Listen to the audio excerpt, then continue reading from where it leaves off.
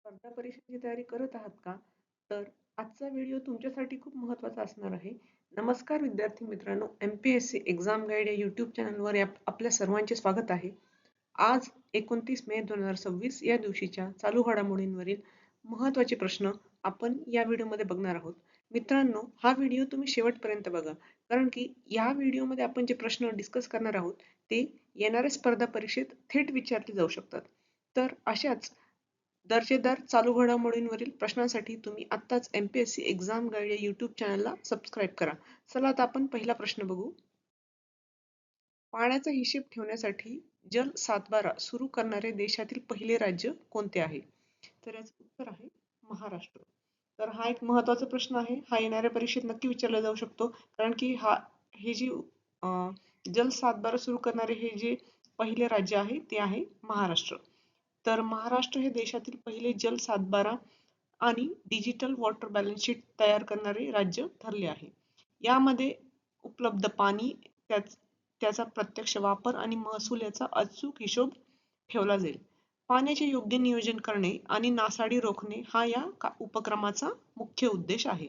चला आता आपण पुढील प्रश्न बघू. अनुसूचित जाती कल्याण योजनांच्या अंमलबजावणीसाठी कोणते नवीन पोर्टल आणि मोबाईल ॲप लॉन्च करण्यात आले आहे? तर याचं उत्तर आहे PM अजय.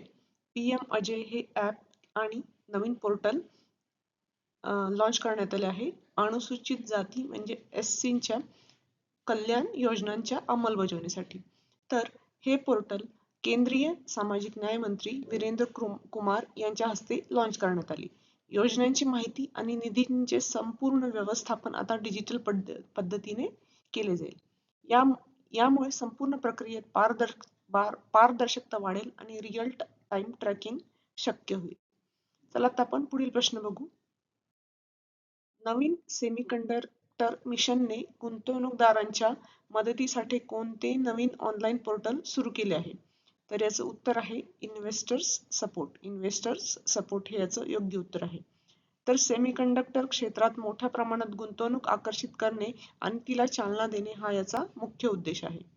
तर हे नवीन पोर्टल गुंतवणूकदारांसाठी सिंगल विंडो सुविधा म्हणून प्रभावी काम करेल. तर गुंतवणूकदारांना त्यांच्या तक्रारी, समस्या थेट या प्लॅटफॉर्मवरही नोंदवता येतील. तर भारत सेमीकंडक्टर मिशनने गुंतवणूकदारांच्या मदतीसाठी इन्व्हेस्टर सपोर्ट हे ऑनलाईन पोर्टल सुरू केले आहे. चला आता आपण पुढील प्रश्न बघू. मे 2026 मध्ये सेनेगल देशाचे नवीन पंतप्रधान म्हणून कोणाची नियुक्ती करण्यात आली आहे? तर याचं उत्तर आहे अहमदो अल अमिनो लो. अहमदो अल अमिनो लो. तर ते अत्यंत प्रमुख अनुभवी ज्येष्ठ बँकर आहेत आणि नामवंत अर्थशास्त्रज्ञ आहेत. त्यांनी देशाच्या सेनेगल 2050 या आर्थिक विकास आराखड्याचे यशस्वी नेतृत्व केले आहे. माजी पंतप्रधान उस्मान सेंको यांना पदावरून हटवल्यानंतर त्यांची या पदावर नियुक्ती करण्यात आली आहे. चला आता आपण पुढील प्रश्न बघू. अर्जुन पुरस्कार विजेते श्याम लाल मीना यांचे मे 2026 मध्ये निधन झाले, ते कोणत्या खेळाशी संबंधित होते? तर याचं उत्तर आहे तिरंदाजी. तिरंदाजी हे याचं उत्तर आहे. तर त्यांना अर्जुन पुरस्कार मिळाला होता, म्हणून हा एक महत्त्वाचा प्रश्न ठरतो जो येणाऱ्या परीक्षेत विचारला जाऊ शकतो. तर ते होते श्यामलाल मीना, हे होते तिरंदाजी या खेळाशी संबंधित. तर 1988च्या सोल ऑलिम्पिकमध्ये भारतीय तिरंदाजी संघाचे ते महत्त्वाचे सदस्य होते.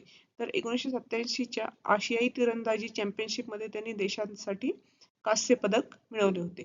तर तिरंदाजीतील त्यांच्या उत्कृष्ट योगदानाबद्दल त्यांना 1989 मध्ये अर्जुन पुरस्काराने सन्मानित करण्यात आले. तर हा एक महत्त्वाचा प्रश्न आहे, येणाऱ्या परीक्षेत नक्की विचारला जाऊ शकतो. चला आता आपण पुढील प्रश्न बघू. केंद्रीय मंत्री शिवराज सिंह चौहान यांच्या अपनापन पुस्तकांचे प्रकाशन कोणाच्या हस्ते झाले? तर याचं उत्तर आहे व्यंकय्या नायडू आणि HT देवेगौडा. व्यंकय्या नायडू आणि HT देवेगौडा.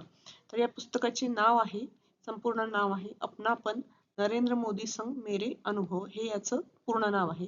यात लेखक शिवराज सिंह चौहान यांनी पंतप्रधान मोदींसोबतच्या 35 वर्षाच्या आठवणींचा प्रवास मांडला आहे.